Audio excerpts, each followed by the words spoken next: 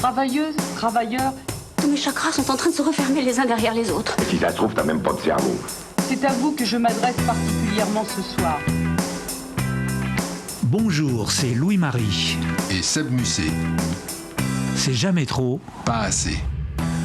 Bonjour à toutes et à toutes, à celles et ceux, mesdames, mesdemoiselles et en quelque sorte messieurs, nous sommes de retour. Comment vas-tu mon cher Seb ? Eh bien ça va très très bien, je suis prêt pour une double dose de jamais trop pas assez pour faire cette after party de fête nationale. Là ouais, on est le lendemain, j'ai des pétards plein la tête. On aurait dû mettre la fête nationale, la fête du pétard, on aurait dû la mettre au mois de juin. Alors, on a un programme chargé cette semaine, on va faire une grosse revue de presse. Parce que des quais de Seine à la Palestine, tout le monde s'éclate. Moi, je vais faire un petit point d'étape estival sur le gauchiste en ligne et je parlerai un peu cinéma parce que dans ma précipitation la semaine dernière, j'ai oublié littéralement ma chronique cinéma. Et si on a le temps, je parlerai même peut-être un petit peu de Superman. Pourra-t-il nous sauver des griffes du méchant Manu l'européiste et de Brigitte, son surhomme transgénique ? Vous le saurez dans le 7e épisode de Jamais trop pas assez. Et toi, tu nous parleras de quoi, Louis-Marie ? Alors moi, je vais revenir sur notre bon Premier ministre et expliquer qu'on a la chance, nous sommes réellement américains, nous avons aussi un Joe Biden. C'est la première chose dont je vais vous parler. La deuxième, je vais vous parler du secret bancaire, ou plutôt de la grande révolution bancaire qui a eu lieu en France à partir du milieu des années 60.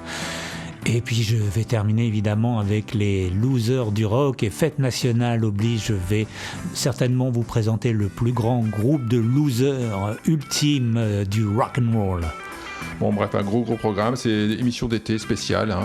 On a un peu cassé le rythme.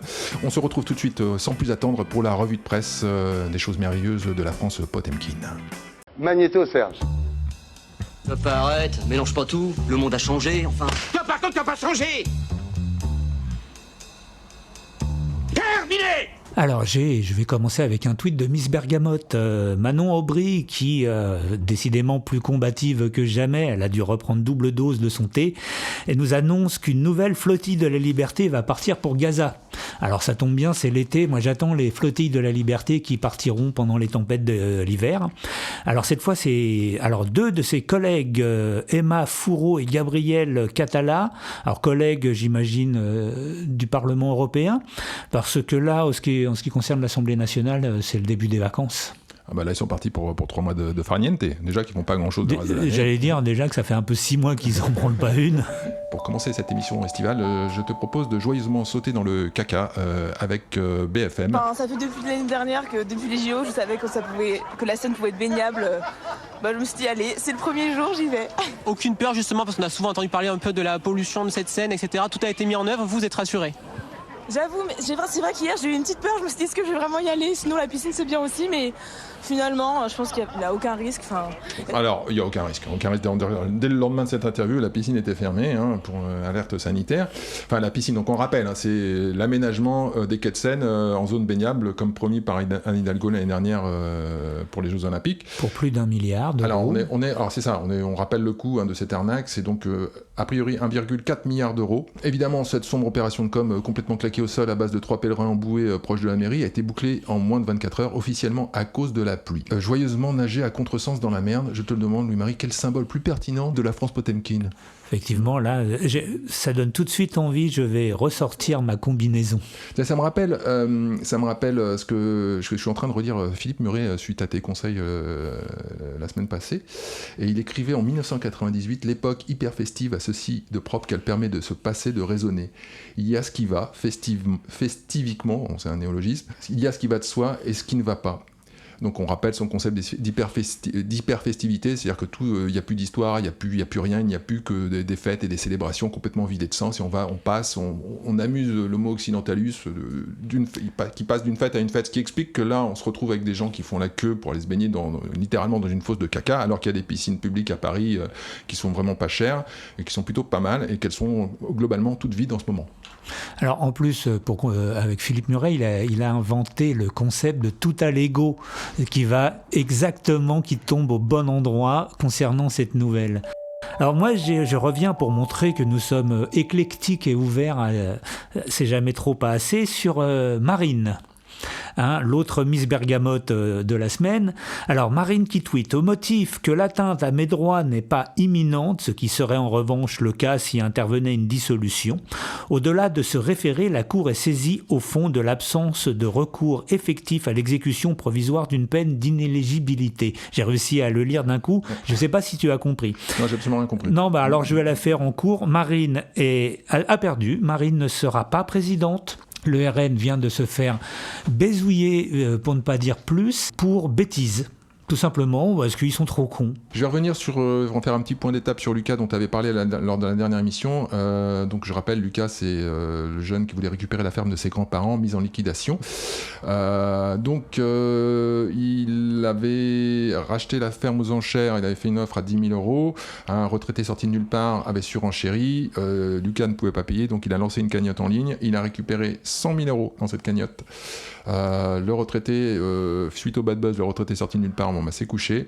Donc Lucas a récupéré la ferme et 90 000 €. Donc, bien joué Lucas. Donc bravo aux Français, ils ont joué la solidarité à plein. Et ils ont été pour le coup le vrai crédit agricole.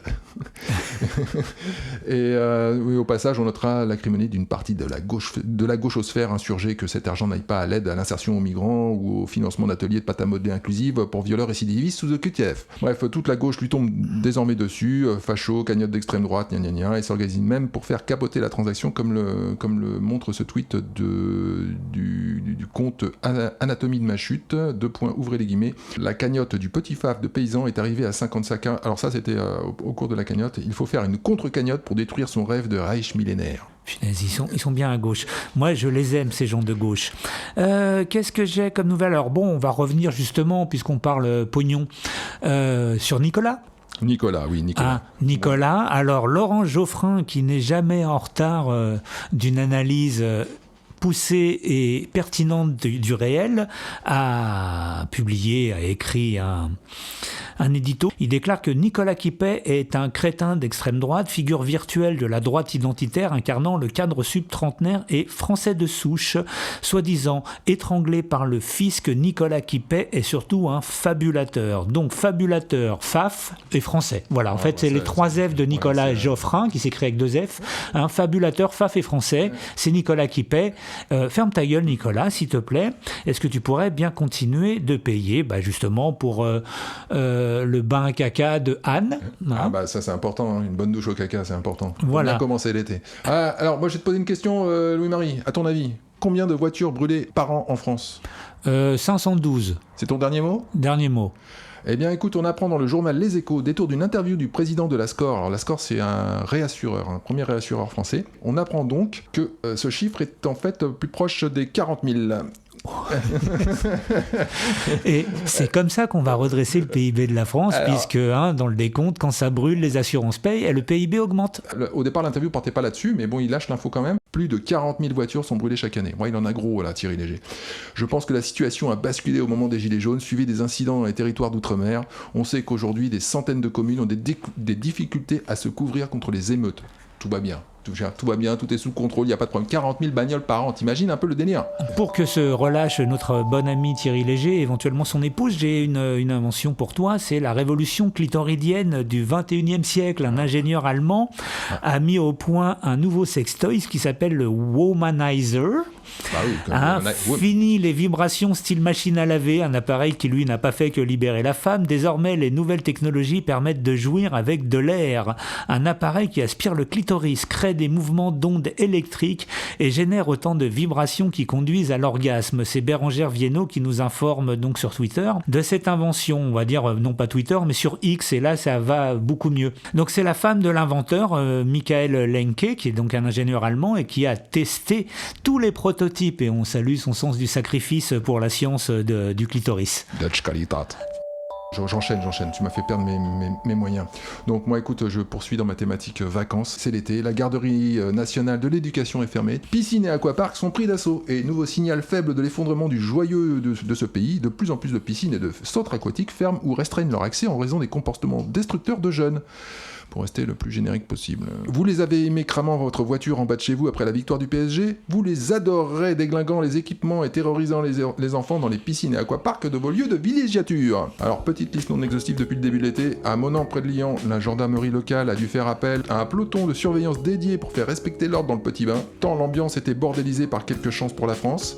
Dans Marianne, on nous détaille l'agression d'une maître nageuse frappée pour avoir demandé à une jeune femme de ne pas se baigner habillée. Dans la Sarthe, un gérant a vu son aquapark détruit par une horde, ce qui l'a obligé à fermer le site et à clôturer la saison pour un coût de 165 000 € avec 6 salariés licenciés à la clé. Bon, en Suisse, on s'emmerde même plus avec ça, hein. On a carrément décidé d'interdire purement et simplement l'accès des piscines aux Français. Ce sont des fascistes, les Suisses, ce sont des fascistes. Ouais, mais ils sont pragmatiques et on peut les saluer pour ça. Donc bref, pas punis le reste de l'année, les racailles ne seront pas plus punis en vacances, tant pis pour le gérant, tant pis pour les vacanciers, c'est le prix à payer pour le bonheur d'un vivre ensemble apaisé dans la France Potemkin. Mais cette mentalité s'étend désormais aux espaces publics. Tout espace public dédié à la détente ou même une simple fête, comme aujourd'hui on enregistre le 14 juillet la fête nationale, devient potentiellement un risque. Ce qui est un peu con dans une époque hyper festive, justement, comme on parlait tout à l'heure. Un article du Parisien d'ailleurs nous incite à penser qu'il est désormais considéré comme normal d'éviter les parcs la nuit. Les habitants semblent résignés, déclarant par exemple, ouvrez les guillemets, c'est le monde dans lequel nous vivons, où je ne vais jamais dans ce parc sans être accompagné. Fascinante acceptation de perte de liberté de la part de citadins, souvent proches des idées de gauche. Ils combattent un fascisme fantasmé, mais acceptent docilement, fait divers après fait divers, Covid après Covid, année après année, la réduction progressive de leur liberté et même des endroits où ils peuvent se déplacer librement. Oui, d'autant qu'il y en a un, alors c'est juste puisque je rebondis, il y en a un qui a vu sa liberté de circuler particulièrement écornée, c'est Pavel Durov. Par exemple, oui. Et lui, juste pour être le patron de Telegram, a été arrêté à la sortie de son jet, mais il avait qu'à aller dans une piscine, ou alors peut-être que nos jeunes vont aller se baigner dans la baignoire à caca de Anne Hidalgo. Et puis là, il y a le parquet qui vient d'ouvrir une enquête sur Elon Musk parce que le dit parquet le soupçonne d'ingérence algorithmique. Alors il y avait l'ingérence étrangère et il y a l'ingérence algorithmique. Et le womanizer, c'est pas de l'ingérence puisque c'est avec de l'air que ça fera jouir ta copine. Écoute, moi justement pour rester dans le ton, je vais enchaîner avec cette nouvelle donc vous avez peut-être vu passer. Aurore Berger a donc annoncé davantage de subventions à une coalition d'associations désormais chargées de surveiller le net. On y retrouvera la LICRA, SOS Racisme, Oser le Féminisme, Centre LGBTI+, enfin une cohorte d'associations. Alors on apprend que ces associations seront en lien direct avec l'ARCOM, donc l'autorité régulatrice des communications, je crois que ça s'appelle comme ça, et pourront signaler les contenus haineux de façon, entre guillemets, à ce qu'ils soient retirés de manière beaucoup plus rapide. Français, donc vous allez donc payer pour vous faire censurer au bon vouloir d'amis du pouvoir, car ce dispositif n'a aucune base législative claire, repose sur une option subjective de la haine et risque de renforcer la pression sur les lanceurs d'alerte, journalistes patriotes ou simples citoyens engagés. C'est un peu en fait l'esprit des fact-checkers et de ce qui s'est passé au moment du Covid. Donc on s'aperçoit maintenant, nous on le savait déjà, mais que 3 ans après, les gens qui ont eu des contenus censurés s'avéraient en fait dire la vérité. Et on voit ce qui se passe en Allemagne déjà. Signalons que les services secrets ont été quand même mandatés pour mettre l'AfD sous surveillance en Allemagne. Alors ils se sont repris derrière. En Angleterre, on a mis des gens en tôle pour un post sur Facebook. Mais ce qui est bien, c'est que, tu sais, c'est un petit peu comme les radars sur l'autoroute. C'est pour votre propre sécurité, nous allons vous flasher parce que vous êtes trop con, vous ne savez pas vous-même vous limiter. Donc là, c'est pour ta propre liberté qu'on va te surveiller. Tout ça est au service d'un écosystème entièrement sur fond public et qui survient à un moment où on t'annonce plus ou moins directement tant qu'il y aura un gel des prestations sociales. Enfin bon, c'est hallucinant. On reprend cette association de fact-checkers. Donc, quand on voit déjà que les mecs qui étaient déjà en place n'ont même pas été sanctionnés pour censure abusive en gros. L'enquête sur le fonds Marianne n'a strictement rien donné. Donc là en fait on reprend les mêmes et on reprend les associations soi-disant opposées, tu vois, un peu contestataires, mais bon, Oser le féminisme, machin, tout ça, c'est des gens qui ne vivent que de fonds publics. Donc en fait ils vont, je reprenais l'exemple de, comment il s'appelle, Thomas Joly, donc l'organisateur des JO, enfin des fêtes de cérémonie d'ouverture des JO, qui a été nommé à la tête, t'en avais parlé la semaine dernière, à la tête de la commission commission du fonds d'aide aux jeux vidéo au CNC. Donc c'est un truc bien pipeau. Je me suis renseigné, au passage, c'est quand même en gros un salaire entre 10 et 15 000 par mois. Ce sont des pipeaux très chers. Ce sont des pipeaux très chers. Mais si tu veux, ce mec-là, tu vas dire ça en fait en ligne. Et tu vas dire machin, et ça fête, je sais pas, tu vas faire un commentaire. Les petits potes là d'Oser le féminisme et des associations machin et tout tombent dessus, te signalent pour haine, incitation à la haine. Ton compte saute, mais les mecs s'entreprotègent, tout ça financé sur des fonds publics. Donc c'est toi qui payes pour ta censure. Et en plus, t'alimentes un écosystème de parasites en fait. C'est même pas une question de gauche ou de droite. Ces systèmes, ces mécanismes ne doivent plus exister parce que c'est la porte ouverte à toutes les dérives. Alors moi j'ai une proposition à faire qui est extrêmement radicale. Alors je la dois à Peter Sloterdijk qui est un philosophe. Et donc sa proposition, tu vas voir, elle est de tout simplement au moment où tu dois payer tes impôts, on te demande à qui tu veux les attribuer. Avec une partie, je sais pas, 100%, je sais pas si c'est pas. Dans tous les cas, on pourrait. Mais un fonds au moins de 30%, au moins le tiers de ce que tu donnes, tu dois pouvoir décider. Entièrement à ta décision, à ta discrétion. Là, c'est plus possible, quoi. Je veux dire, là, c'est carrément un truc. Et tout ça intervient la même semaine. C'était littéralement la veille que Bayrou dit on va devoir tous faire un effort. Le lendemain, l'autre, elle distribue du pognon à ses potes. On s'emballe, c'est parce qu'on a chaud et que la fête nationale étant passée, on se dit l'heure est à la Bastille. Magnéto, Serge. Eh ben, ce ragoût, c'est simplement dégueulasse. Lâchez-la, votre virilité, vous serez bien plus heureux. J'ai déjà dit 20 fois. Quand la viande est cuite, tu la tiens au chaud. Et la sauce, tu la fais réduire à part, dans une casserole. 6 mois.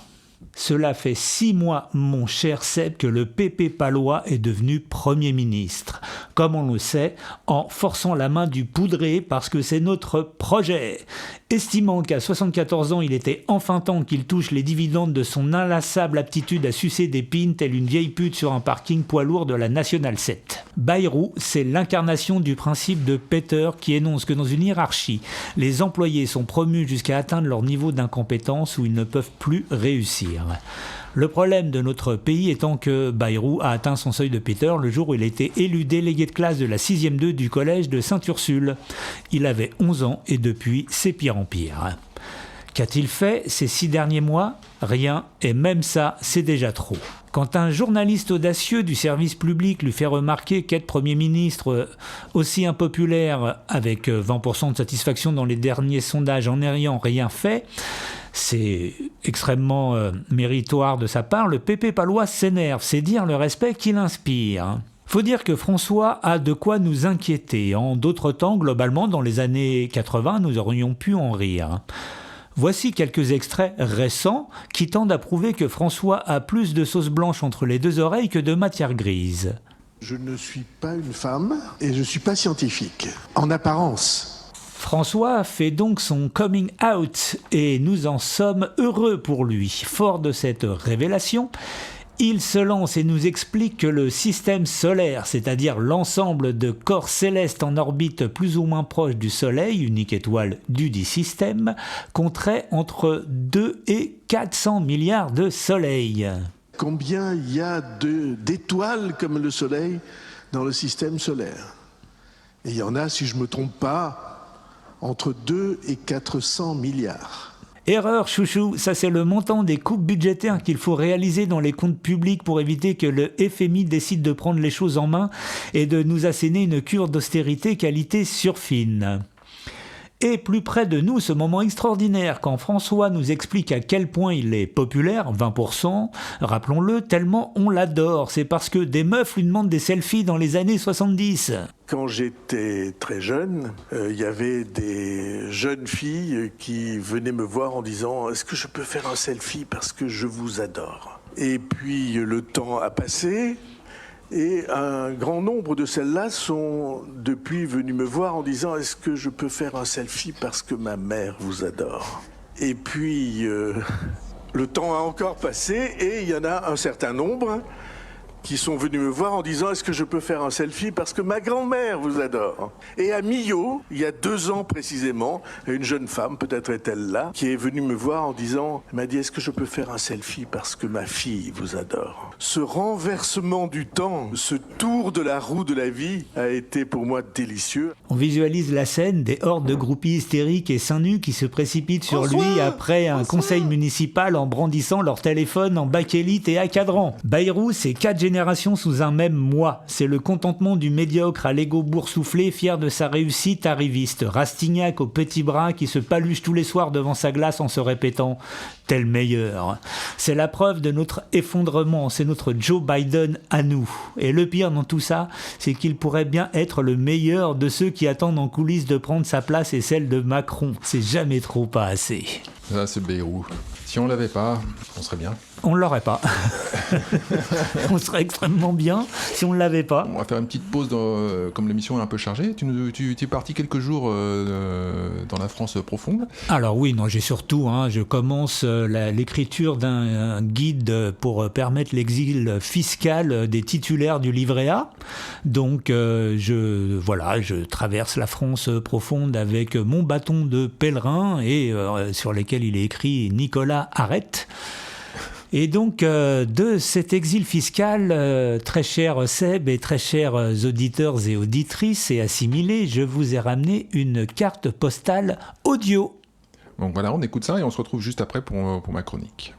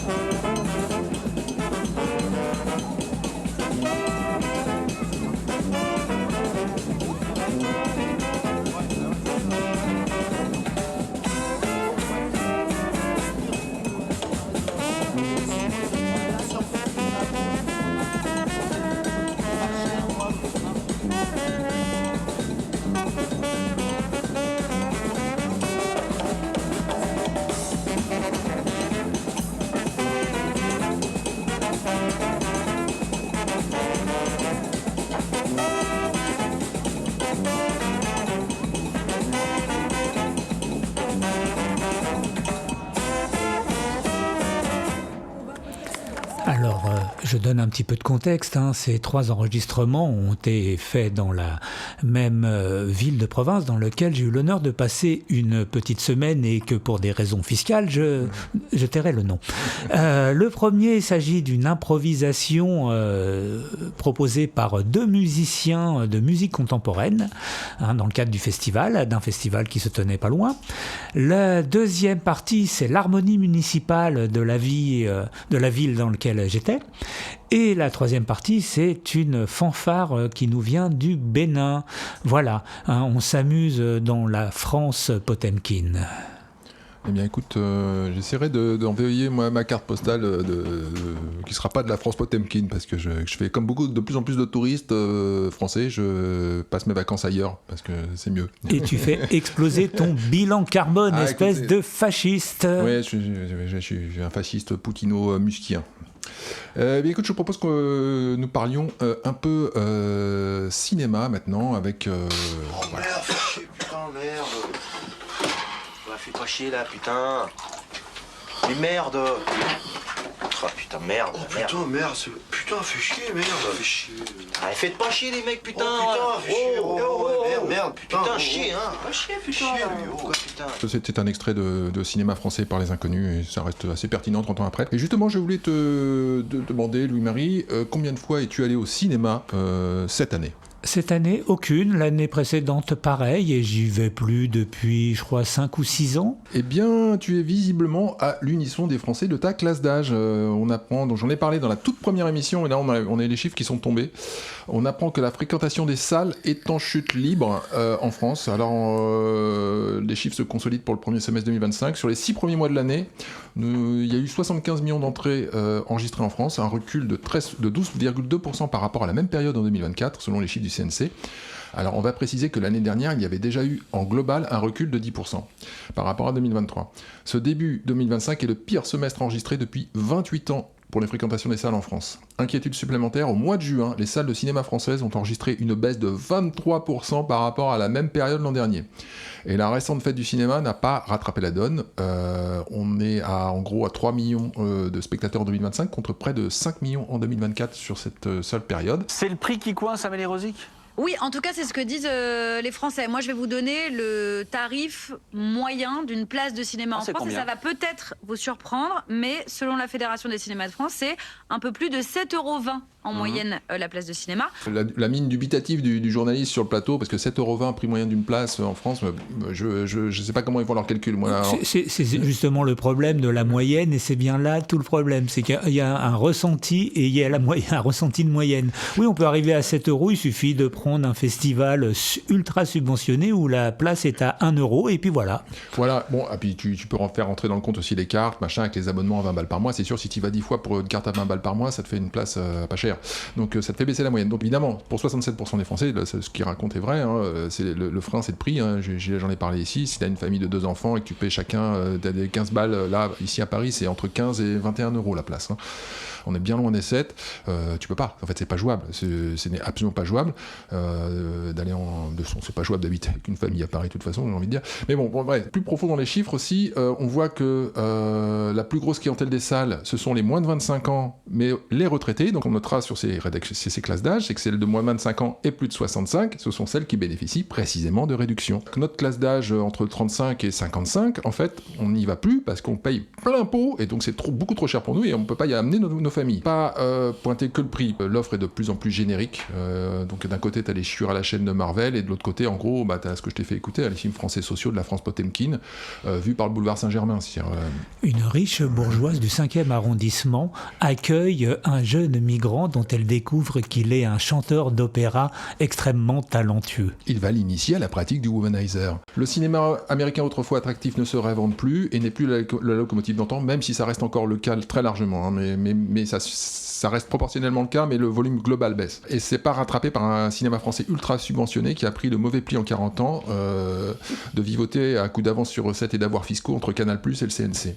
Et de n'avoir aucun souci du public, puisqu'il n'y a aucune sanction budgétaire. J'ai déjà expliqué, en fait, les films sont remboursés en gros avant même, des fois, même d'être tournés. Et ils sont même subventionnés par le ticket des films américains. Donc Marvel paye le cinéma français, qui est le Marvel français, en fait. Oui, c'est-à-dire que tout à fait. C'est-à-dire qu'une mauvaise... c'est un paradoxe français qui est valable depuis 50 ans, depuis la fin de la guerre en gros, c'est qu'une mauvaise année pour le cinéma français, pour le cinéma américain, c'est une mauvaise année pour le cinéma français. C'est-à-dire que c'est pas du tout...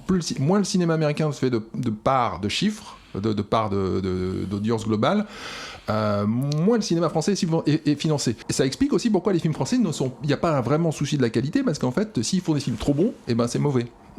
Financièrement parlant. tu vois le truc. C'est toute la subtilité de l'esprit français. Quand c'est bon, c'est mauvais. Donc voilà, le film, ce qui est important en fait, c'est que le film est un visa d'exploitation, point barre. Et à partir de là, tu peux avoir des réalisateurs et des producteurs qui ont la carte et d'autres qui n'ont pas, et ceux qui tournent et qui expliquent pourquoi tu as des gens qui font aucun succès en salle ou à qui il suffit d'avoir fait une seule fois un succès en salle en 1978 et qui peuvent tourner comme ça. De l'autre côté de la désaffection des salles de cinéma, nous ajoutera aussi une expérience en salle qui est de plus en plus pénible. Dans des cinémas qui n'ont plus rien de cinéma, il n'y a plus d'affiches, il n'y a plus de personnel, il n'y a plus d'ouvreuses, il n'y a plus rien. Hein, tu es avec un code barre, enfin, c'est devenu des centres commerciaux complètement déshumanisés. Alors, que dire de l'expérience en salle ? Tu as de la chance si tu évites les jets de popcorn d'une séance à l'autre. Les salles sont dans un état pitoyable, les gens ils bouffent bruyamment pendant tout le film. C'est franchement, moi, tu te tapes des tunnels de pub que tu te tapes nulle part sur aucun média. Bref, ça sent pas bon pour le cinéma en France. D'ailleurs, à tel point que le directeur général d'Universal France déclare dans le journal Écran Total qu'il arrête officiellement les films français. Les résultats sont bien trop aléatoires. Mais j'ai l'impression que le cinéma français, comme la démocratie française. La démocratie française se passerait bien des électeurs, le cinéma français se passera bien des spectateurs. Écarter quelqu'un de cette équipe, ce serait qui? Armand, je le soupçonne d'être homosexuel. Et ça vous dérange? C'est juste que, comme on voit sur une autre planète, tout ça, j'aimerais pas qu'il croie qu'il y a moyen, alors que moi je suis... C'est du suicide. Alors, dans ce marasme, on s'arrêtera sur le phénomène de ce début d'été, le phénomène cinématographique, enfin, ou plutôt l'antiphénomène, le film qui devait cartonner et qui s'avère un bide cataclysmique. Je vais bien sûr parler du dernier film de Jean-Pascal Zadi, Le Grand Déplacement. Un film de science-fiction qui prenait le pari de faire du communautaire offensif et qui s'éclate au sol le jour de la sortie avec 7984 entrées en national. Rapporté au nombre de salles, on est sur du 6 spectateurs sur séance. On se dirige au grand max sur 90 000 entrées France, et ce malgré la fête du cinéma en plus. J'ai calculé, ça nous fait un coût de 212 € par spectateur. 6 spectateurs en moyenne par séance, c'est-à-dire que s'il y a une séance avec 12 spectateurs, on peut imaginer qu'il y en a une avec 0. Ah bah oui, là c'est clair que... De toute façon, bon, maintenant c'est des disques durs qui passent dans les salles, donc il n'y a même plus besoin de projectionnistes, il n'y a même pas besoin de spectateurs en fait, on s'en fout. Tout ça, c'est la France Potemkin, ça n'a plus de sens. Le problème c'est qu'une fois de plus, c'est Nicolas qui paye, parce que Le Grand Déplacement, c'est un budget de 17 millions d'euros. Sur ces 17 millions, il y a 3 putains de millions d'euros d'argent public du CNC et 650 000 de la région Île-de-France. Donc on est pas loin de 4 millions d'argent public sur un film de 17 millions. Donc autrement dit, si tu n'as pas l'argent public en amont, globalement, le film n'existe pas. C'est-à-dire que le film se monte sur la subvention. En gros, c'est le cas des 2 tiers des films qui sortent en France, des films français qui sortent en France. Vous pensez que le racisme anti-blanc, il existe ou pas, Jean-Pascal Zadi? Non, moi je pense que c'est une hérésie. Il faut faire la différence entre le racisme, qui est un concept sociétal et qui est à prendre en globalité, et des hostilités. Par exemple, si vous êtes noir, ou si vous êtes arabe, ou si vous êtes asiatique, votre quotidien est chamboulé. C'est-à-dire que dans la société occidentale, je parle, pour avoir un boulot, pour rentrer dans une boîte de nuit, pour avoir un appartement, ça va être un frein. Alors qu'un blanc dans la société, je pense pas qu'il ait un frein pour avoir un appartement, ou pour rentrer en boîte de nuit, ou pour... Il n'a clairement pas un frein pour avoir 17 millions d'euros pour faire un film, dont 4 millions d'argent public. On laissera le soin aux parents de Lola, Thomas, Elias et des centaines d'autres parents de répondre sur le quotient de non-chamboulitude de leur vie après la destruction de celle de leur enfant sur la base de sa couleur de peau. Je te laisse imaginer, Louis-Marie, si un blanc avait tenu les propos de Jean-Pascal Zadi à l'antenne, il aurait déjà probablement été signalé par nos amis d'Aurore Berger, il serait déjà en couverture de Libération avec le titre « La honte blanche ». Bref, on résume le système de promo de Jean-Pascal Zadi. Étape 1. Pendant la promo de son film, par de pur opportunisme communautaire, affirmer que le racisme anti-blanc n'existe pas. Étape 2. Se plaindre que les blancs ne soient pas allés voir son film et que donc c'est du racisme. Étape 3. Refaire un film subventionné et retourner à l'étape 1. Recyclage cinématographique responsable. Nous sommes pour l'instant à l'étape 2, on se retrouve donc au Festival de Cannes dans 2 ans pour l'étape 3. Parce que n'en doutez point, Zadi le grand discriminé va encore pouvoir réaliser d'autres films déficitaires. Nous sommes en France, le pays du racisme associatif autogéré et de la cohérence économique.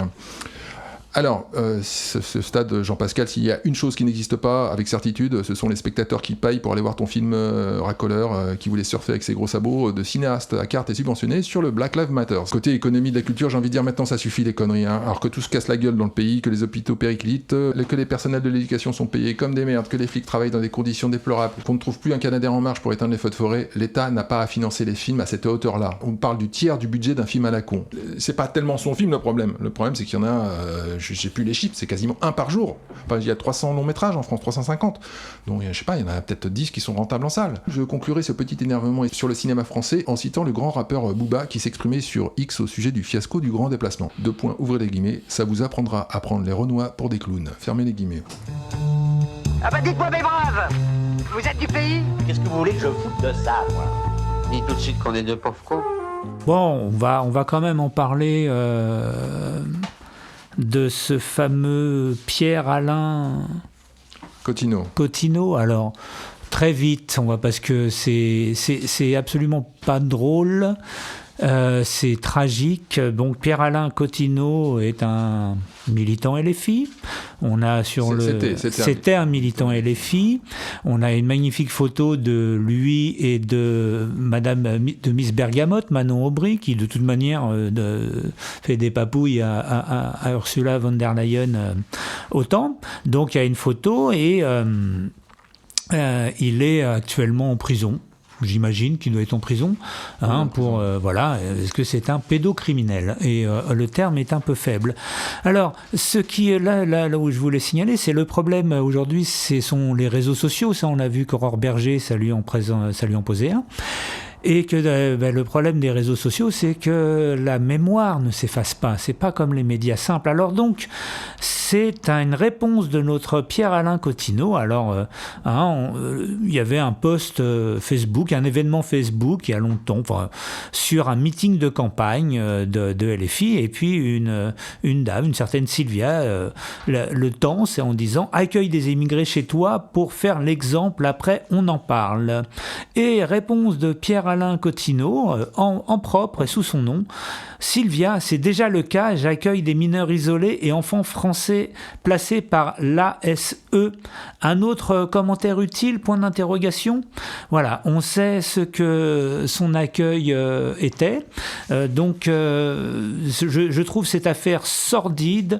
Je trouve cette personne sordide. Le fait qu'il soit militant LFI m'intéresse assez peu. Par contre, je trouve le silence de LFI... c'est même au-delà du silence.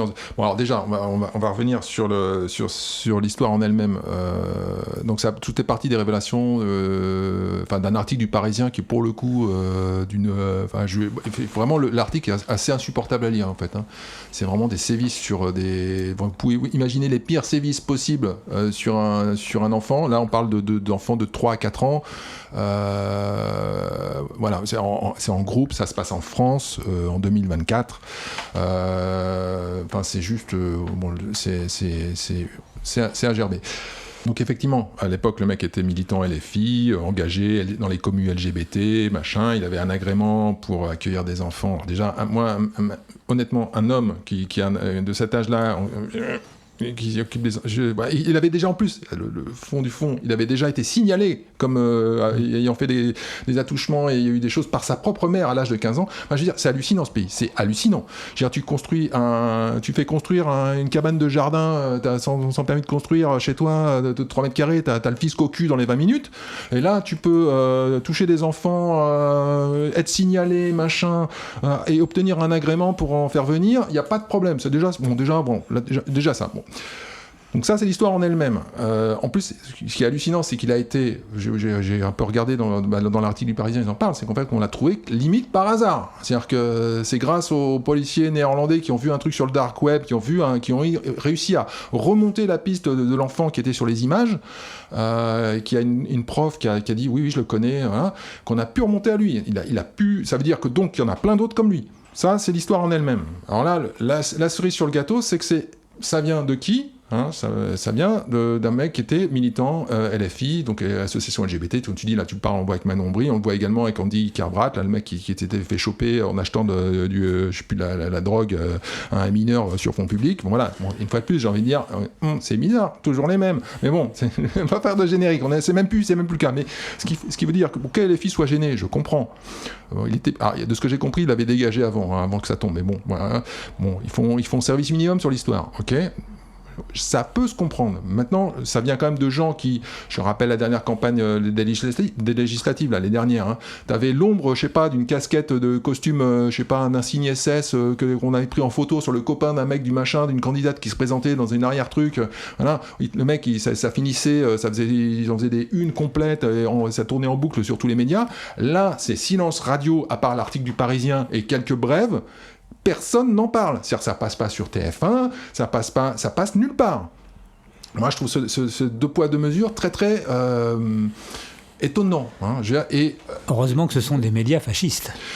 Et alors, le pompon du pompon, c'est que ça vient de mecs, donc, qui, comme tu l'as rappelé, qui faisaient la morale à tour de bras, tu vois, comme on en a cité plein l'émission, là, qui te traitent d'Hitler à tour de bras, de machin, de déviant. Parce que là, je rappelle, il y a 2 ans, quand le film, je sais pas si tu te souviens, le film Sword and Freedom est sorti en France. Oui. Donc, c'est un film qui parle exactement de ça. Parce qu'il parle du trafic d'enfants avec le Mexique, ça se passe aux États-Unis. C'est un film qui a été produit par... va dire, des réseaux qualifiés de fascistes, d'extrême droite, de complotistes. En tout cas, c'est comme ça qu'ils étaient qualifiés en France. En fait, au départ, l'histoire, c'est que c'était un film produit par Disney, complètement classique. C'est juste qu'ils ont laissé, pour des raisons de budgétaires, ils ont laissé la production, la sortie plutôt, parce que le film a été tourné. Donc ça a été, la distribution a été, c'est effectivement un groupe on va dire pas de droite, mais en tout cas des cathos, un conservateur qui s'est opéré. Il se trouve que le film a cartonné. Bon bref, ce film sort en France il y a 2 ans. Tu t'en faisais la promo sur internet pour dire allez voir ce film en salle, on te traitait immédiatement de fasciste, d'extrême droite, de complotiste, voilà. Par ces gens-là, précisément ces gens-là. Voilà, j'ai même pas de... C'est même plus de la colère, c'est vraiment... J'ai l'impression que... Voilà, moi, ça m'écoeure, quoi. Alors, l'affaire m'écoeure, le traitement m'écoeure, l'absence de traitement m'écoeure. Et ce qui m'écoeure le summum, c'est que je sais que ce mec-là, il a 30 ans, là, dans 15 ans, il est dehors. Dans 15 ans, il est dehors. Et même, c'est vrai qu'on s'interroge, parce que le fait même, il est en toute logique normale de penser que tout pédophile a vocation à se retrouver au contact des enfants si on ne le laisse pas faire. C'est-à-dire que on s'étonne pas, on va pas trouver un pédophile chez les sapeurs-pompiers, on va le trouver chez les instituteurs. C'est normal.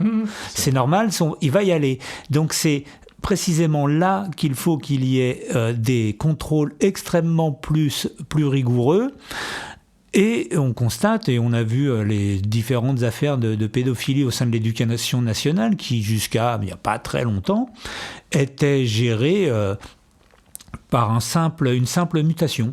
Oui, voilà. Pas de vague. Le côté pas de vague. Je trouve que, mais ça va dans un état d'esprit plus large, la protection dont bénéficient les enfants qui sont par nature fragiles, ce sont les enfants, et parmi ceux-là, les plus fragiles encore, cette protection est nulle.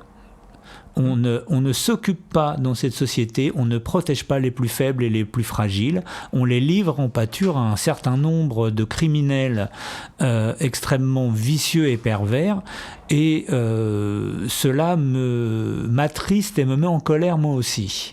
Donc voilà, écoute, on lui souhaite le pire, on lui souhaite de bien se faire défoncer en prison, en tout cas déjà. Et ouais, puis, je lui souhaite bien de se faire éclater le fion voilà, et puis dans les douches. On lui souhaite le pire. Voilà, on lui souhaite le pire. C'est ce qu'il y a de. Je pense. Voilà, on va essayer de faire redescendre l'atmosphère. Moi, je vais donc faire redescendre l'atmosphère avec cette nouvelle exemplaire. Le département de la Lozère affiche un taux de réussite au bac de 99,2%. C'est tout 99,2%. Je crois que Léonid Brejnev a téléphoné en disant « Arrêtez, on va finir par voir que c'est du bidon comme mes élections ». Alors, 99,2%... Cela veut dire que, évidemment, le niveau a monté je crois qu'il doit ne pas avoir le bac en 2025, c'est un vrai titre de gloire. Parce que l'avoir est devenu... dire, moi, je ne mange pas de ce pain-là, je l'aurai quand il sera difficile de l'obtenir. C'est punk. Là, ça c'est punk. Sauf que, petit problème, on constate qu'à l'université, alors l'université étant dans le même état que les hôpitaux, à l'université, on est sur du 70% d'échecs après 3 années d'études. C'est-à-dire que les candidats fraîchement diplômés qui rentrent à l'université en septembre ou octobre ressortiront 3 ans plus tard à 60% avec rien. Alors, 3 années d'études qui seront payées, mais ils n'auront rien, ils ne réussiront pas leur diplôme. Voilà. Donc la sélection qui jadis s'opérait avec le bac ne se fait plus ici, elle se fait 3 ans plus tard. Oui, moi j'avais lu dans le Télégramme de Brest sur les résultats du bac, bon chaque année moi j'hallucine, on est sûr effectivement, il y a des départements, enfin bon, ils sont intéressés sur la flambée des mentions très bien au bac. Bon, ça nous fait juste un plus 1200% en 25 ans. Moi je veux bien, mais enfin quand je vois le niveau, parce que j'étais un peu professeur à un moment très très modestement ans, mais dans du post-bac justement. Moi j'étais après le bac. Quand je voyais le niveau des copies et des textes qu'on m'en est, Alors, c'est vraiment une illustration parfaite de la France Potemkine. Hein. Toutes les études internationales montrent que la France s'effondre d'un point de vue éducatif et dans des disciplines comme les mathématiques, mais on voit les résultats ici, chez nous, qui montrent que le niveau ne cesse d'augmenter, même l'éducation nationale n'y croit plus. J'allais te parler de l'explosion du taux de pauvreté en France, hein, mais j'ai peur de plomber encore un peu plus l'atmosphère. Alors je vais pas trop en parler.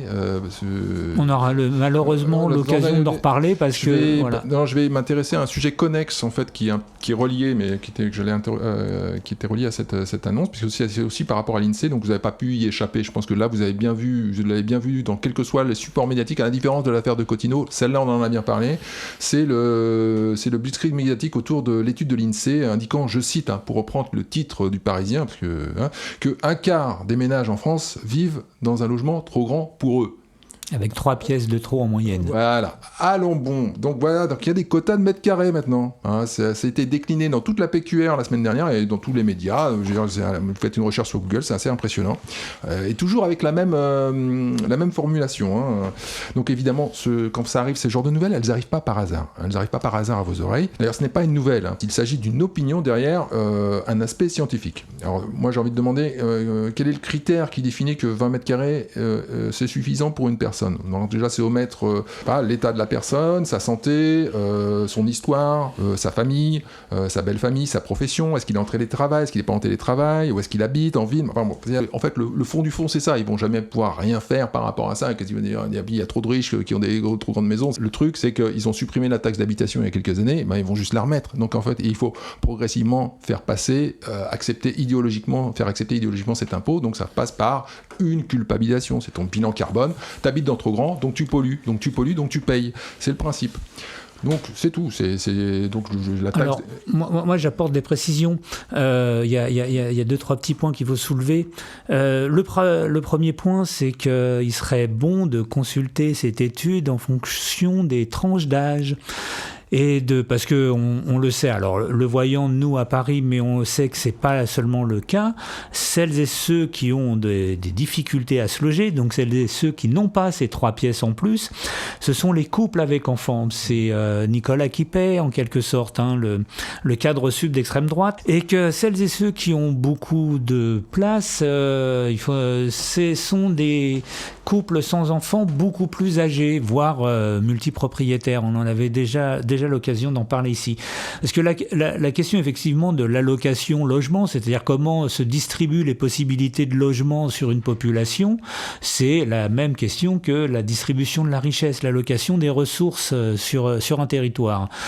Là, manifestement, alors, il y a une deuxième, ça c'est un premier point que je voulais soulever. Il y a un deuxième point que je soulève au passage, c'est ce qu'on appelle l'âge de décohabitation.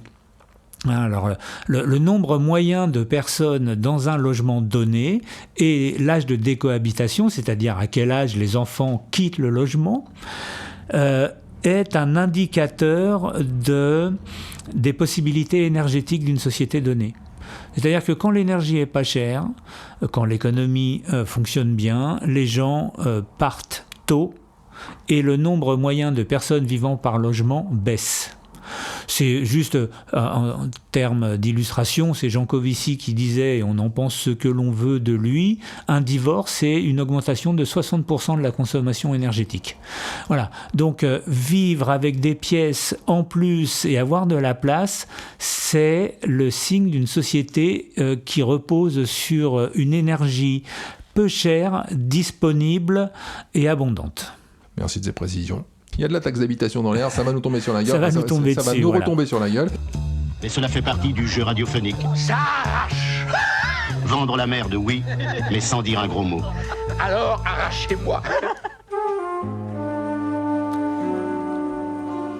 Alors, c'est un anniversaire de plus cette année, hein, outre celui du référendum sur le traité constitutionnel européen de 2005 dont nous parlions dans notre premier épisode. Cette année, nous fêtons les 60 ans. Le 13 juillet 1965, les femmes ont été autorisées à ouvrir un compte bancaire sans l'autorisation de leur conjoint. Alors dit comme ça, tu dis « Ouais, mais c'était horrible, la France avant c'était le patriarcat, la culture du viol, et les femmes étaient assignées à résidence chez elles. » Sauf que... L'existence de ces femmes devait être un enfer avant cela, être obligée de demander l'accord de son mec pour avoir une carte de crédit, c'est horrible. Sauf que c'est plus compliqué que cela. Donc, à partir de 1965, les femmes peuvent devenir clientes d'une banque. Peuvent ou vont devenir clientes d'une banque.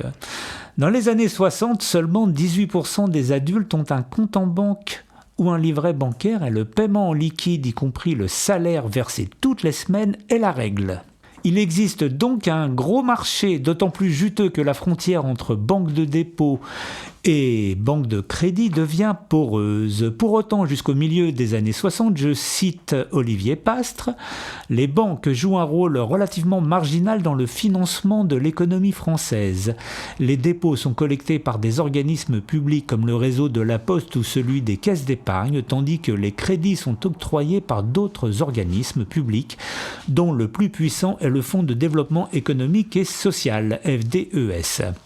Le système est jugé trop rigide alors que se profile à l'horizon de la société de consommation. Et c'est bien de ça dont il s'agit.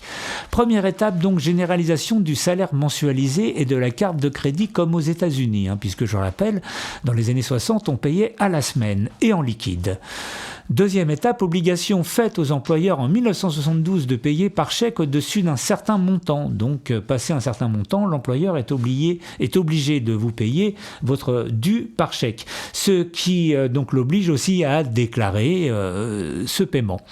Donc, de cette manière, les banques de dépôt font main basse sur l'épargne des familles, qu'on en juge, puisque de 1967 à 1974, le nombre d'agences bancaires passe de 4800 à plus de 9000 sur tout le territoire, tandis que les effectifs bancaires passent de 150 000 à 240 000 personnes. C'est donc véritablement un marché que l'État a contribué à développer et ce marché avait besoin de clients.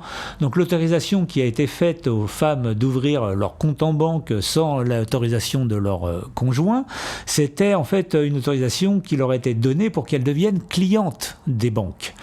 C'est donc l'anniversaire de l'entrée de la France dans le modèle états-unien de consommation et de la transformation du citoyen en consommateur. Or, quand tu crois posséder un produit, erreur, c'est en fait lui qui te possède. Je signale au passage le magnifique roman de Georges Perec, Les choses, une histoire des années 60, paru en 1965, qui relate ce passage-là. Un magnifique roman terriblement visionnaire et l'un de mes préférés chez Georges Perec. Et depuis de la crise des subprimes en 2008 à l'euro numérique, nous sommes entrés dans une ère de risque bancaire systémique et de contrôle étendu des populations. Iris ensemble. Tiens, j'en veux pour illustration l'étrange aventure du député Stéphane Vogetta, tel qu'il le relate. Alors, j'explique un petit peu. C'est un député dont je ne connaissais pas le nom, en plus c'est pas le mien, et je m'en fous de savoir si c'est le mien ou pas. C'est le député français de l'étranger de je ne sais plus quelle circonscription, et qui a vu ses comptes de campagne invalidés par le Conseil constitutionnel et qui a été rendu inéligible 12 mois en sanction. Sauf que voilà ce qui se passe, c'est que comme on avait parlé des différents médias d'extrême droite qui voyaient leur relation avec la banque devenir détestable, qui se faisait jeter et qui se retrouvait sans compte en banque, il est arrivé la même chose à Vogetta. Alors qu'est-ce qui se passe? La procédure est la suivante, quand toutes les banques refusent de vous ouvrir un compte de campagne, elles doivent vous refuser par écrit, suite à quoi vous pouvez lancer la procédure dite Banque de France, et c'est la Banque de France qui alors se charge de vous fournir un compte de campagne. Oui, mais il s'est passé 3 semaines entre l'annonce de la dissolution et les élections. Et la Poste, en l'occurrence, a juste oublié de répondre par écrit à ce député qu'il pouvait bien aller se faire mettre. Il n'avait qu'à pas être de droite, voire d'extrême droite. Et il a été amené à devoir un petit peu financer de sa poche en attendant que la Banque de France lui ouvre un compte dit de campagne. Parce que les 3 semaines, c'était un poil court. Donc il suffit juste de s'asseoir sur un dossier pendant 2 semaines et demie, de répondre, et puis le député, le candidat en tous les cas, est bien baisé. Voilà, c'était un exemple de ce qui se passe quand on devient dépendant d'un système bancaire, du marché de la banque, et qu'on croit obtenir plus d'égalité, et en fait, on en perd beaucoup, et on perd surtout beaucoup de liberté. Donc dorénavant, il faudra choisir entre égalité, entre guillemets, sans qu'on sache trop de quelle égalité ça parle, et liberté, et là on verra bien qu'on a perdu quelque chose. Je savais pas, enfin j'avais jamais pensé à ça sous cet angle.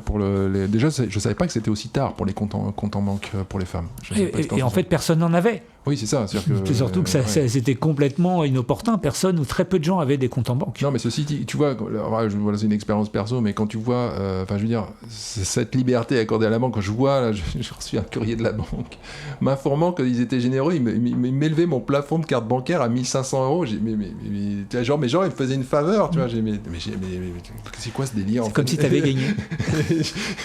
Non, mais c'est un truc de.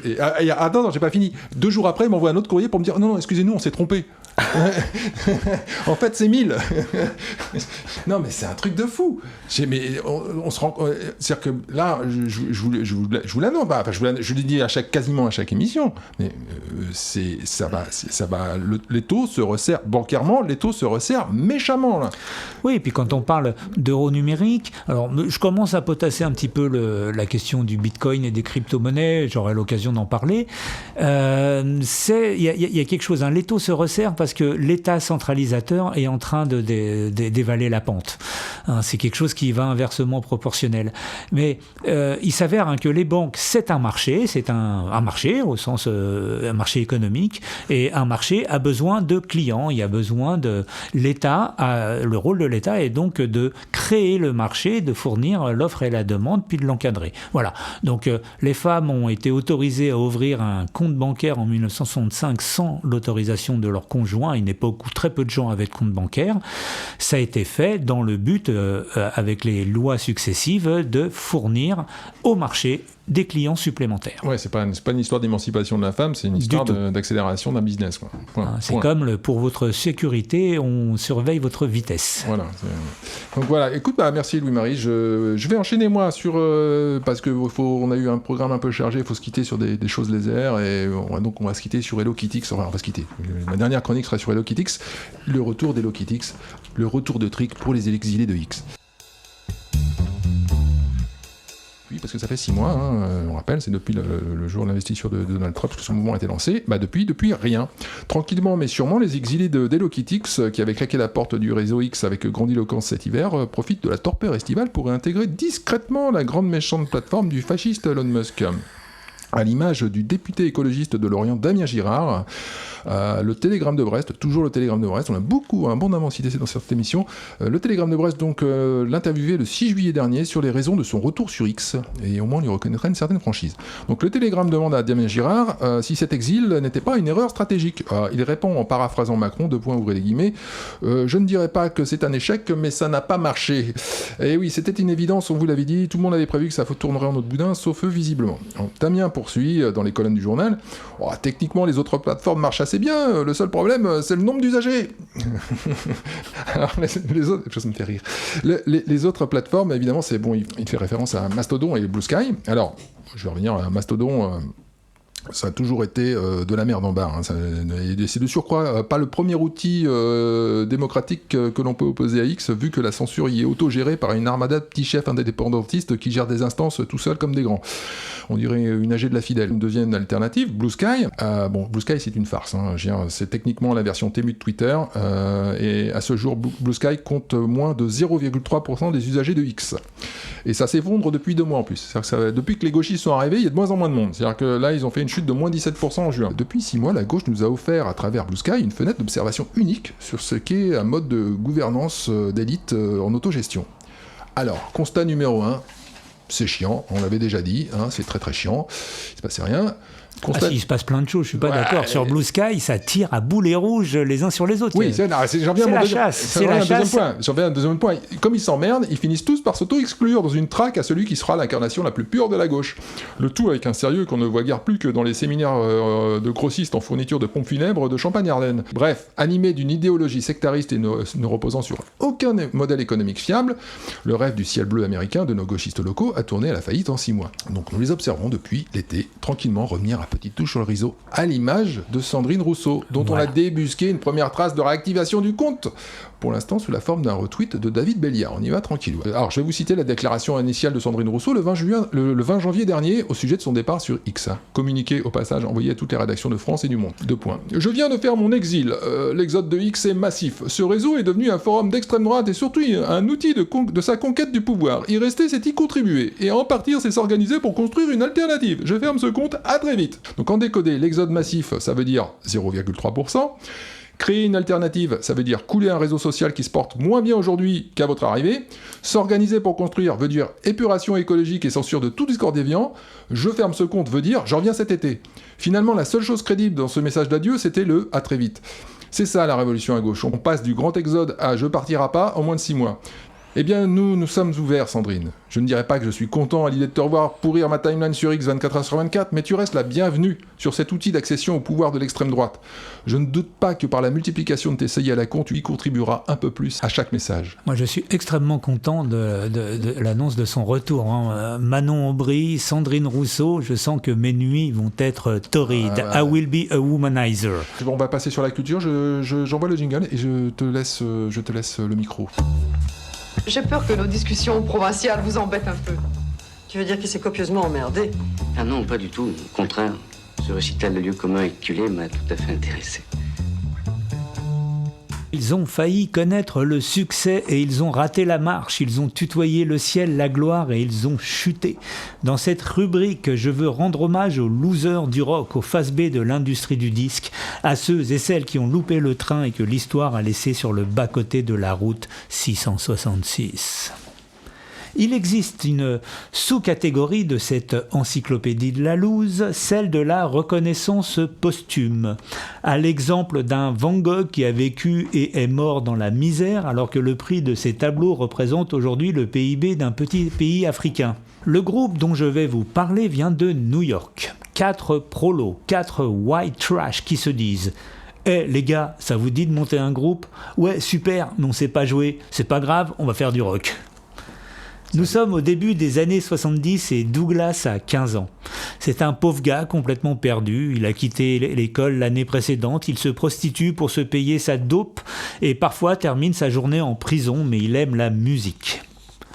John, quant à lui, vit de l'autre côté de la rue. C'est le fils d'un ouvrier en bâtiment. Il aime l'ordre, l'armée et le rock. Quand ces deux-là se rencontrent, ils découvrent qu'ils ont les mêmes goûts musicaux, les Stooges, les New York Dolls. Ils se rendent aussi compte qu'on peut envisager de se passer de travailler sa guitare pendant 20 ans avant de jouer du bon rock'n'roll.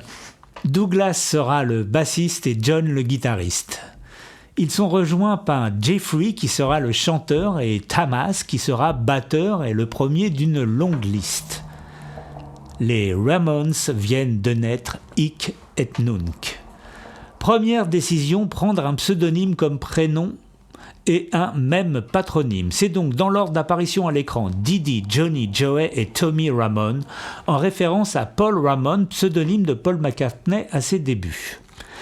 Voici les 4 Dalton du rock, affreux, sales et méchants. Un seul nom, un même code vestimentaire, cheveux longs, perfecto, t-shirt blanc, jean troué et basket Converse, et une référence commune, les Beatles. Première incompréhension, ils se rêvent groupe de pop et seront historiquement considérés comme les parrains du punk. En 1976, ils publient leur premier album, The Ramones. Tous les morceaux sont signés Ramones, l'enregistrement se fait en 3 semaines et coûte à l'époque $6 000, une paille. Et ça sera un bide. Qu'à cela ne tienne, ils partent en tournée. Ils posent les bases immarcessibles de leur style. Les chansons sont réduites à leur essence. Intro, couplet, refrain, fin. Pas de solo, pas d'ajout, pas de fioriture, aucune technique, le tout balancé en 2 minutes, montre en main. Les concerts durent 1h30 et comptent plus de 30 morceaux. Pendant 22 ans, le groupe enchaîne concerts et albums sans véritable succès, mais avec un public fidèle de plus en plus important. En 1980, il travaille avec Phil Spector, producteur célèbre pour son caractère impossible et son Wall of Sound, avant qu'il devienne célèbre pour avoir tué une nana qu'il a ramenée à la maison. Le résultat est End of the Century. Ça sera une des meilleures ventes. Deuxième incompréhension, Joey adore, Didi déteste.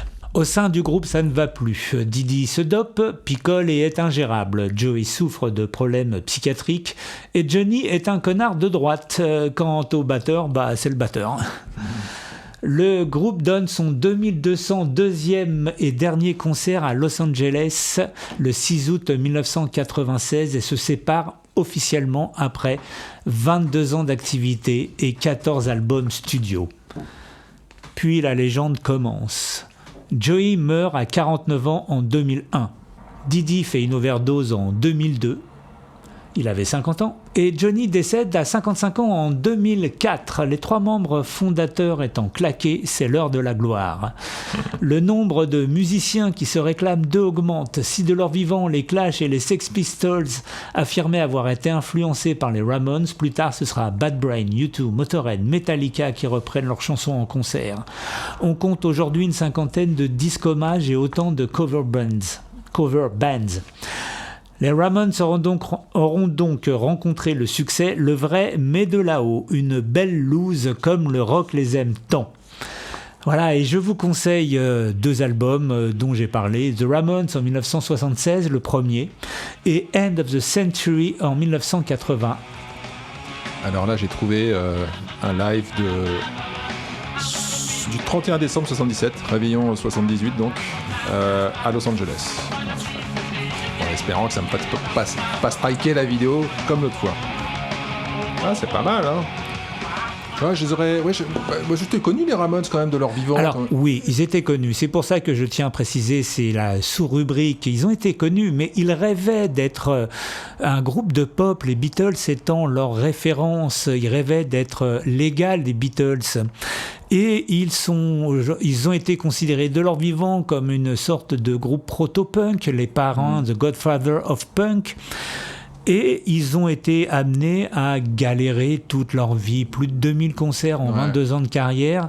Ils ont enchaîné les disques studio, ils ont enchaîné les problèmes financiers, les problèmes de management. Ils n'ont jamais été de ces stars qui peuvent se reposer dans un endroit, dans une belle villa à Beverly Hills. Ouais, c'est clair qu'ils n'ont pas connu. En plus, là, je crois que c'est chez H&M ou je sais pas, ils ont une tenue de... Maintenant, il y a des t-shirts avec Voilà, The Ramones, ils ne touchent rien. Il y a des t-shirts. J'ai vu des gamines de 15 ans qui ont des t-shirts et tu leur demandes mais tu connais ce groupe? Enfin non, moi j'ai trouvé classe. Effectivement il y a le rapprochement avec Van Gogh et voilà, donc c'est une loose un peu spéciale, je l'accorde, hein. C'est pas des gens qui sont inconnus, mais c'est des gens dont la gloire leur a été accordée à titre posthume et ce sont les Van Gogh du punk. Eh bien, écoute, merci Louis-Marie pour cette chronique sur les losers du rock. Alors moi j'avais préparé, alors j'avoue que je m'interroge parce que j'avais préparé un énorme papier sur Superman, que je suis allé voir le nouveau Superman en salle, New Superman, en pure contradiction à ce que j'ai dit dans la rubrique avant.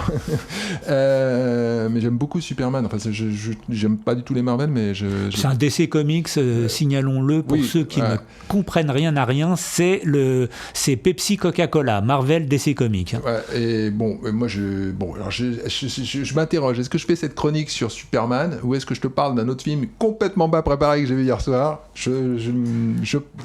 Pile ou face? Non, bon, je pense que Superman, tout le monde en parle, il y a du pour, il y a du contre. Je vais synthétiser, moi, pour moi, c'est pas du Shakespeare, hein, donc je vais pas mettre mon cœur là-dedans, et ces débats m'amusent énormément, en fait. Mais sachant que moi, ma référence, c'est le film original de Richard Donner, qui, malgré tous ses défauts, il a plein de défauts et tout, je trouve que celui-là, alors que j'y allais, alors je précise que j'ai pas payé ma place. Voilà, c'est aussi pour ça que j'y suis allé. Ta place à 20 balles. Ma place m'a rien coûté, donc j'étais dans des meilleures dispositions déjà. Et ben j'ai trouvé ça plutôt pas mal en fait. J'ai réussi, et je trouve ça très fort, il a réussi à me faire oublier le film original. Et donc ça, je trouve ça... Donc je vais pas rentrer plus dans le détail, il y a plein de trucs qui déconnent dans ce film, il y a plein de trucs qui m'ont pas, mais je dirais que l'essentiel est là. Voilà. Donc je ne vais pas du tout vous parler de Superman comme prévu. je vais vous parler de Superman pour vous dire que je ne vais pas en parler. Voilà, et tant pis, j'écrirai peut-être quelque chose. Non mais tellement tout le monde en a parlé, je vais même plus en parler, voilà. Bon, donc il se trouve que hier soir, en ce moment, je suis en train de découvrir la filmographie de Richard Fleischer, qui est un cinéaste américain qui a œuvré entre les années 50 et 80, fin des années 80. Alors, vous ne connaissez pas parce c'est pas une star comme un Spielberg, mais vous connaissez ses films parce qu'il a fait des choses très très différentes. Ça va de 20 milieux sous les mers à Soleil Vert, en passant par des westerns. Il a fait des films de L'étrangleur de Boston. Enfin, il a fait des polars. Il est très difficile à cataloguer parce que en fait il n'a pas de genre particulier. C'est un cinéaste, c'est pas un yes man, mais c'est en fait que il est pas considéré comme un auteur parce que il a jamais initié des projets, il a toujours pris des commandes. C'est-à-dire qu'on lui a dit fais Soleil Vert, il a fait Soleil Vert, on lui a dit fais ceci, il fait cela. Donc c'est un cinéaste qui est peu reconnu, on va dire, qui est complètement disparu de la circulation. Qui est très Spielberg par exemple lui rend souvent hommage, il le considère comme... C'est un loser du cinéma. Alors c'est pas un loser du cinéma parce qu'il a Ramones. Il a tourné toute sa vie, il faisait 2-3 films par an, il a très bien gagné sa vie, il a tourné jusqu'à la fin, il a même fait à la fin de sa carrière, il a fait un Conan, il a fait la suite il a fait Conan 2. Ouais, alors le Conan 1 suffisait et là pour le coup il aurait peut-être pu s'en passer. Ouais, mais c'est clair, mais c'est pas son fait de gloire, mais bon il a fait des films très différents, et donc là en ce moment je suis en train de découvrir plusieurs films que je n'avais pas vus, L'étrangleur de Boston, L'étrangleur de Rillington Place, qui est vraiment un superbe film, un thriller qui se passe en Angleterre sur une histoire vraie, et un film qui s'appelle Terreur aveugle aussi, qui est très très bien, qui a initié toute la vague des slasher movies, et c'est avec Mia Farrow. C'est vraiment un film, je découvre que c'est un excellent réalisateur en fait, vraiment c'est très très bien mis en scène, c'est vraiment d'une efficacité rare. Et là il se trouve que hier soir j'en avais entendu parler parce que Tarantino en parle souvent, et bon, j'ai eu l'occasion de le voir. J'ai vu un film qui s'appelle Mandingo, un film sur l'esclavagisme des Noirs en Amérique. C'est pas en Louisiane, c'est en Alabama, je crois, avant la guerre de sécession. Et c'est vraiment l'effondrement du Sud avant la guerre de sécession, en fait. Mandingo. I'll pay more, 500 more. You see me, Hank? You gonna know you kill a black brother. This is just as much our land as it is yours. All the shocking realism. Bon, déjà c'est très très bien mis en scène, mais c'est un film d'une violence et d'un réalisme que j'avais jamais vu appliqué à ce genre de film en fait, à cette époque-là. En plus, c'est un film des années 70, parce qu'il y a eu des films sur la traite négrière, il y a eu l'Amistad de Spielberg, il y a eu La couleur pourpre, il y a eu même 12 Years a Slave, qui est peut-être le plus proche de Mandingo dans l'histoire, mais franchement c'est rien du tout à côté de celui-là. Il y a aussi Django. Alors, j'y viens parce qu'en fait, c'est comme ça que moi j'ai connu un peu. Je connaissais de nom ce film, mais pour moi c'était une production hollywoodienne de plus, comme il y en a eu des centaines. Et Tarantino, il a fait beaucoup référence quand il a sorti Django. Et clairement, quand tu vois Mandingo, même le lettrage du film, c'est celui de Django. Enfin, donc clairement, il s'est inspiré de ce film. C'est évident, mais il s'en cache pas. Et ben, c'est dans le même genre, mais c'est beaucoup plus, c'est moins stylisé que chez Tarantino. C'est même pas du tout stylisé en fait. On est plus proche. C'est très réaliste en fait. C'est presque filmé comme un documentaire. Vraiment, ça reprend tous les codes d'Autant n'emporte le vent, mais ça les renverse totalement. C'est-à-dire que Autant n'emporte le vent, c'est flamboyant, il y a plein de couleurs. Là, c'est terne, c'est sombre, les bâtisses sont lugubres. Franchement, les scènes, il y a des scènes d'une cruauté. C'est même plus de la cruauté. Enfin, c'est vraiment. Et ça ne s'arrête jamais. C'est tout le temps, pendant tout le film, du début à la fin, et même dans les petits détails. C'est-à-dire que c'est vraiment, tu es en immersion dans une façon de penser de l'époque, et qui est, là pour le coup, et en même temps, c'est pas non plus un film à thèse, c'est pas un film politique du tout. Alors, tu sens que lui, l'ambition de Fleischer, c'était de montrer ce qu'était l'esclavagisme noir par-delà le discours qu'en avait Hollywood jusqu'à présent, parce qu'en fait ça se limitait à ce que c'était très peu traité au cinéma américain tout court. Je veux dire, c'était une zone d'ombre de l'histoire américaine qui avait été traitée par Autant n'emporte le vent et par 2-3 films comme ça, mais c'est tout. Et encore, Autant n'emporte le vent, c'était une vision fantasmée. Tu vois, les bons noirs gentils qui sont super contents d'être réduits à l'esclavage parce que même qui se plaignent et qui ont peur que les nordistes arrivent les libérer, tu vois. Moi, je veux pas en faire plus. C'est un film que je vous recommande chaudement, qui s'appelle Mandingo, et je pense que c'est un film, au-delà de ça, je voulais finir là-dessus, je pense que c'est un film qui est complètement infaisable aujourd'hui. Impossible à réaliser aujourd'hui. Et il était impossible à réaliser avant les années 70.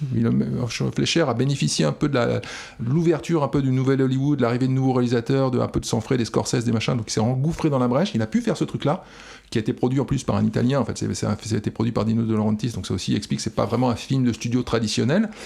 Et je pense qu'il n'aurait pas pu le faire. Il peut plus le faire. Là, il pourrait pas sortir ça aujourd'hui. Et d'ailleurs, le film à l'époque a eu malgré qu'il est à la différence du Grand Déplacement, il a fonctionné. C'est un film qui a fait des entrées en salle. Il a été victime d'une campagne dans la presse de cassage et de diffamation et de trucs qui fait que le film a été complètement retiré des salles. La carrière de Fleischer, il a quasiment plus rien fait après. Alors que le mec avait tourné 3 films par an, c'est un cinéaste. Il n'avait que 58 ans quand il a fait ce film-là. Et tous les acteurs qui jouent dans le film, je mets à part James Mason qui était déjà en fin de carrière, alors qu'ils sont très bons. L'actrice, notamment Susan George, est exceptionnelle dans le film. Tous les acteurs ont été placardisés en fait. En gros, c'est un film qui était, on renvoyait une image de l'Amérique que l'Amérique ne voulait pas voir. Il y a eu un moment de liberté où ils ont pu faire ce film. Et pour moi, c'est une pièce majeure. Bon, déjà de la filmographie de Richard Fleischer, je pense que c'est un de ses plus grands films. Et je pense que c'est tout court un morceau de l'histoire du cinéma américaine. C'est-à-dire que c'est un film hyper important en fait. Alors redonne-nous les références. Alors ça s'appelle Mandingo de Richard Fleischer. C'est sorti. Alors ça a été réédité dans la collection Make My Day de Jean-Baptiste Auré chez Studio Canal. Mandingo, the pride of his masters. Mandingo, the strongest and the bravest. Toujours dans la culture, j'ai un livre à vous présenter. Alors, tu te souviens que lors de la première émission, je vous avais parlé des écrits de Michéa sur le football, et le plus beau but était une passe, et le football anglais notamment, et le passage d'Eric Cantona en Angleterre. Alors là, c'est un livre de David Peace, celui qu'on appelle l'enfant terrible de la littérature anglaise, et qui, cette fois, il dit, pour une fois, je voulais écrire sur un type bien. Et il écrit donc un livre très très épais sur Bill Shankly. Bill Shankly, les amateurs du ballon rond le connaissent, les autres vont apprendre à le connaître. Il s'agit de l'entraîneur qui forgea la légende du FC Liverpool, le club de football de Liverpool, qui entre 1960 et 1974 est devenu un des plus grands clubs de football du Royaume-Uni. Alors c'était particulier. Alors le titre du livre, c'est Rouge ou mort, parce qu'il s'avère que ce Bill Shankly était on dirait communiste, socialiste, de gauche en tout cas, mais surtout restait extrêmement fier de ses origines prolétaires. Alors, la deuxième particularité, outre le thème, c'est le style de David Peace, qui là a décidé d'utiliser d'un style d'une répétition qui est à la limite de la scansion. Et pour vous en donner une idée, je vous en lis un passage. Alors, il s'agit de prendre n'importe lequel, et puis ça marche. Et alors là, c'est à propos de Kevin Keegan, donc. Kevin Keegan hoche la tête. Kevin Keegan signe le contrat. Kevin Keegan et Bill Shankly se serrent la main. Et Bill donne à Kevin Keegan une liste de logeuses et d'appartements.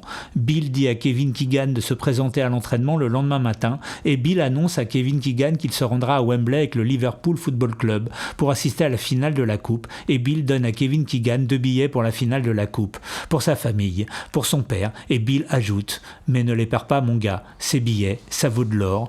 Et ne va pas les revendre non plus. Voilà, donc David Peace, Rouge ou mort chez Rivage Noir, que je vous recommande, une lecture intéressante et enfin moi qui m'a beaucoup plu sur le football et sur le football prolétaire. Allez ficeler les paquets et emballer la joncaille. Eh bien, voilà, c'est ainsi que s'achève le 7e opus de Jamais trop pas assez. Alors, on va faire le point. Déjà, je vous invite à consulter tous les commentaires de notre page Facebook, où vous aurez tous les liens et les références de tout ce que nous avons évoqué dans cette émission chargée. Vous pouvez toujours participer à notre concours si vous identifiez des extraits des films diffusés dans l'émission, alors sauf le Pacha qui a déjà été trouvé. Donc le mail c'est jamaitpodcast@gmail.com. Donc nous, on se retrouve dès qu'on peut. Alors là, j'avoue que je ne sais pas quand, parce que ce sera au mieux... on continue notre découverte de la France Potemkin, et puis... on va dire, je pense que début août, on en a une, c'est sûr. Donc, début août, déjà. Début août, on en aura une. Et donc, en attendant, vous pouvez commenter, liker, partager, vous abonner à nos pages respectives, nous mettre des étoiles sur... mettre au moins 5 étoiles, je pense que c'est un minimum. Je pense qu'au minimum, c'est quand même... on est le top qualité du Uber du podcast. Voilà, puis c'est une émission qui est vraiment très bien préparée, où il n'y a pas du tout d'improvisation. C'est une maison de qualité. Ni de tunnel digressif. Donc Facebook, Instagram, Jamais Podcast. Sur YouTube, c'est Jamais trop pas assez. Bon, sur vos plateformes de streaming favorites. Donc les étoiles sur l'application sur Apple Podcast, vraiment ça nous aiderait beaucoup. Partagez autour de vous, faites écouter, commentez. Retrouvez-nous aussi sur nos Substacks respectifs quand on aura le temps d'écrire 2-3 choses lors de nos villégiatures respectives. Donc Samucé, Louis-Marie sur Substack, vous nous trouvez assez facilement. En attendant, je te souhaite de bonnes vacances, et moi je te les souhaite aussi. Je les souhaite à tout le monde. Profitez, reposez-vous, profitez des vôtres, de vos amis, de vos proches. Aimez-vous les uns les autres, mais s'il vous plaît, ne touchez pas à mes apôtres, aurait dit Jésus-Christ. Et sur ce, je vous dis, portez-vous bien. Voilà, à très très vite, d'ici début août, prochaine émission de Jamais trop pas assez. Merci à vous et merci d'être fidèles. Pendant que je me lave les mains, je suggère un truc, je vais dire Magnéto Serge.